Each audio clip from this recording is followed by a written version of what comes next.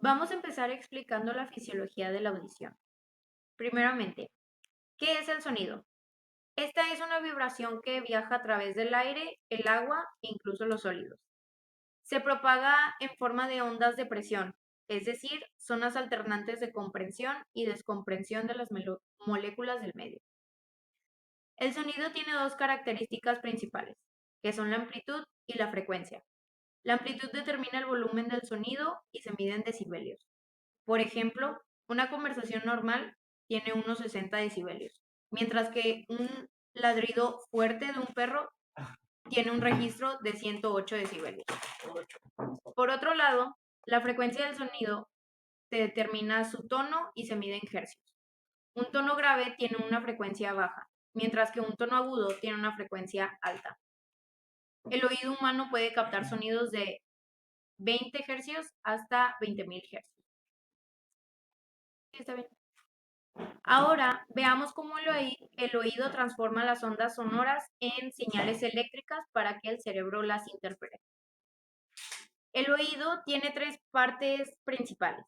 El oído externo, que captura el sonido, el oído medio, que amplifica las vibraciones, y el oído interno, donde ocurre la conversión a señales nerviosas. El sonido entra por el pabellón auricular y viaja por el conducto auditivo hasta el tímpano, una membrana delgada que vibra con las ondas sonoras. Estas vibraciones se transmiten al oído medio, donde hay tres pequeños huesos. El martillo, que recibe las vibraciones del tímpano, el yunque, que las transmite al tercer hueso, el estribo, que conecta con la ventana oval, la entrada, que es la entrada al oído interno. Estos huesecillos amplifican las vibraciones para que no pierdan intensidad al pasar del aire al líquido del oído interno. Aquí también hay dos pequeños músculos que pueden reducir la intensidad del sonido cuando es demasiado fuerte, lo cual protege al oído. El oído interno, también llamado laberinto, tiene dos funciones: detectar el sonido y ayudar con el equilibrio. La parte encargada de la audición es la cóclea, una estructura en forma de caracol que está llena de líquido. Dentro de la cóclea hay tres cámaras separadas por membranas: la rampa vestibular, la rampa timpánica, la rampa media, la cual contiene el órgano de Corti. Este órgano es donde ocurre la magia de la audición. Aquí hay células especiales llamadas células ciliadas que se mueven con las vibraciones y generan señales eléctricas que viajan por el nervio auditivo hasta el cerebro. En esta parte la cóclea traduce las ondas sonoras en potenciales en acción en el octavo par craneal. En esta actúa lo que es el órgano de Corti, ya que esta contiene unas células receptoras ciliadas, las cuales tienen la misma función y estructura que una célula ciliada de un órgano sensitivo vestibular. Estas células hacen sinapsis con las neuronas sensitivas que están en la porción coclear del par craneal, las cuales se proyectan hacia el núcleo coclear del tronco del encéfalo. Estas neuronas tienen su lugar en lo que es el ganglio espiral. Gracias a la flexión de los cilios de las células al ser inducidas por las ondas, cambian la frecuencia de los potenciales en acción en las fibras del par craneal. Para esto, las ondas sonoras del exterior son recogidas por el oído externo, provocando vibraciones de la membrana timpánica. Estas se transmiten al oído y medio por el movimiento de los huesecillos auditivos, produciendo ondas similares a la entrada del oval y de la cóclea, provocando ondas de la perilinfa de la rampa vestibular, transmitiendo la vibración por la endolinfa hasta la membrana basilar. El movimiento de la onda viajera hará que la membrana se mueva de arriba hacia abajo. Al estar el órgano de Corti en la parte superior, los cilios de las células se inclinarán de un lado hacia otro contra la membrana tectorial que los rodea, que también provoca el cambio de liberación del neurotransmisor de las células ciliadas hasta las neuronas del par craneal, alterando así la tasa de activación del potencial de acción de las neuronas. Para esto, el órgano de Corti ha traducido la intensidad de las ondas sonoras de una actividad neural.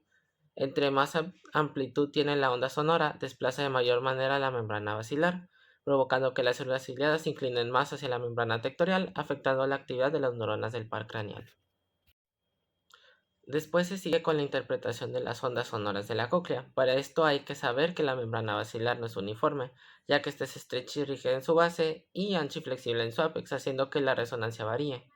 Los sonidos de alta frecuencia van a desplazar la región base, mientras que cuando va disminuyendo esta va acercándose más al ápex, y cuando la frecuencia va disminuyendo, las células y neuronas activadas se localizarán progresivamente cerca del ápex, por lo que se va a considerar que la cóclea tiene una organización tonotópica.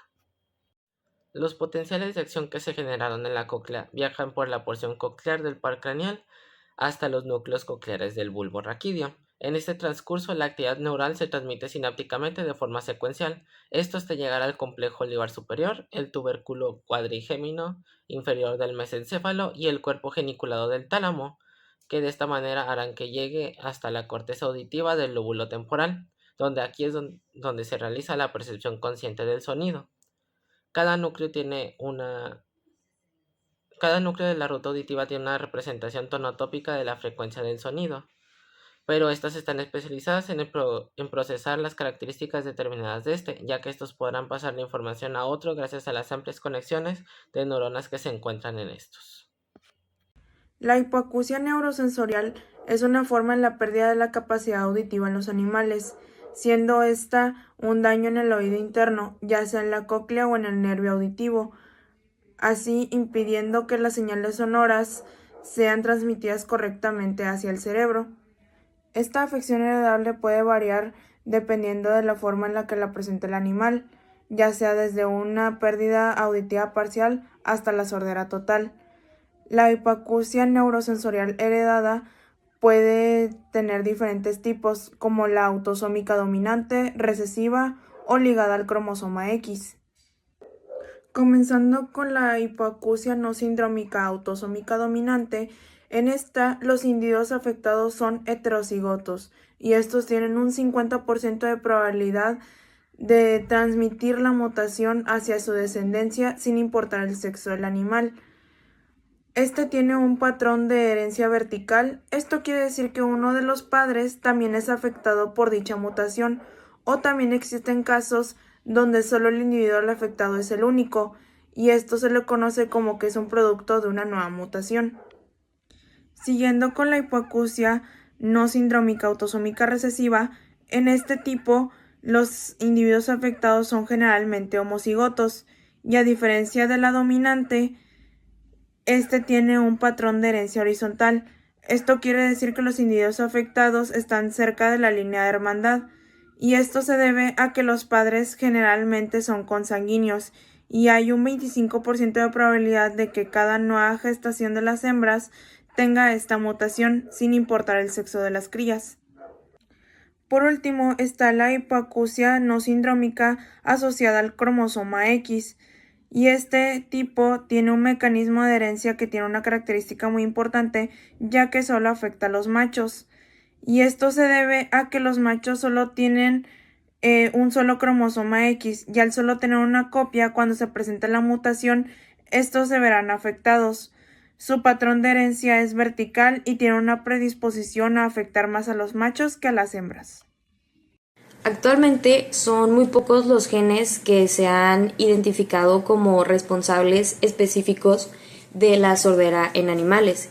Sin embargo, hay algunos que son responsables de los fenotipos de pigmentación asociados a estas afecciones. Dentro de estos encontramos la siguiente lista y pues en la mayoría de los casos de sordera implicados con estos genes suelen ser multigénicos, es decir, que necesitan mutaciones en varios genes para presentar un caso de sordera. El gen MITF es el gen por excelencia regulador de la pigmentación. Este se encarga principalmente del desarrollo de los melanocitos. Una mutación en este gen normalmente provoca albinismo.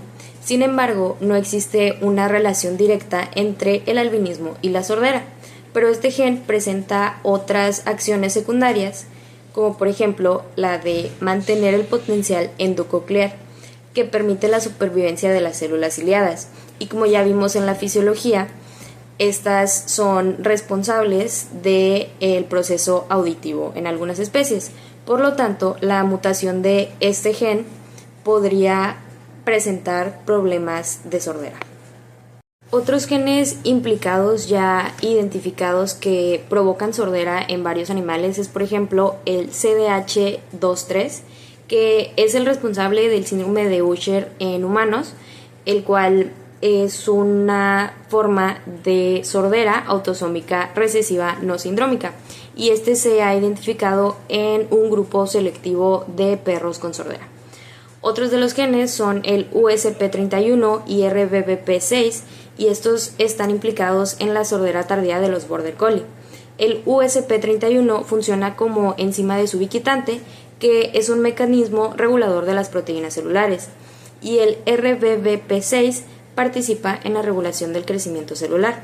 Y por último, el gen EDNRB es el responsable del síndrome del potro blanco letal, el cual se caracteriza porque produce aganglionosis, que es una falta de células nerviosas en el intestino.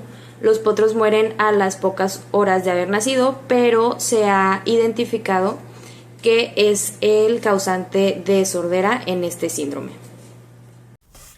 Bueno, para comenzar sobre lo que son los diagnósticos en base a los rasgos fenotípicos, primero que nada tenemos que tomar en cuenta lo que son los rasgos físicos, como sería el color del pelaje, el color de los ojos y pues más que nada el tipo de piel en animales que se pueden llegar a presentar. Debido a que pues la melanina ayuda mucho a lo que es el desarrollo del oído interno, esta influye completamente en lo que serían, por ejemplo, en los dálmatas, que pues son razas de animales que tienen lo que es el pelaje blanco y negro. Las razas como estas, que también además de esto presentan heterocromía, también tienen una alta posibilidad de padecer la que es la sordera neurosensorial. Además de esto, también existen los gatitos que al tener pelaje blanco, ojos azules y estrabismo, también se pueden llegar a considerar directamente con sordera. Bueno, otra parte importante que hay que tomar en cuenta es el comportamiento, ya que ese es un aspecto fenotípico que se puede llegar a presentar pues en cachorros o en crías. Más que nada es la falta de estímulos externos o respuestas de sonido, por ejemplo a los ruidos fuertes, los gritos, los aplausos, y ahí nos podemos dar cuenta definitivamente que este animal no tiene lo que es el sentido del oído. También la dificultad para ubicarse, también que pues juegan un poco más agresivo, por ejemplo en cachorros se puede observar que hay gruñidos, ladridos más fuertes, pues debido a que no tienen una manera fija de cómo comunicarse ni cómo saber que se están comunicando. Entonces es por eso que esos comportamientos se pueden llegar a tomar como signos fenotípicos de la enfermedad. Bueno, otra cosa que se debe tomar en cuenta en los signos fenotípicos es que pueden llegarse a presentar la enfermedad durante la adultez o simplemente la pérdida del oído en la vejez. Entonces, más que nada debemos darnos cuenta que nuestras mascotas, nuestros animales no llegan a responder lo que son los comandos verbales. Los movimientos de la cabeza llegan a ser exagerados por el sentido de que no se puede escuchar muy bien, entonces, o no se escucha directamente, entonces hay una conmoción en la mascota, por lo cual empiezan a agitar la cabeza de manera agresiva, o hay ladridos o aullidos, pues más que nada porque no pueden escuchar sus propios ladridos ni aullidos, entonces existe la posibilidad de que lleguen a hacerlos más fuertes, y pues especialmente cuando hay completa oscuridad. Entonces es cuando llegan a ponerse ansiosos debido a pues la falta de luz o la falta de compañía.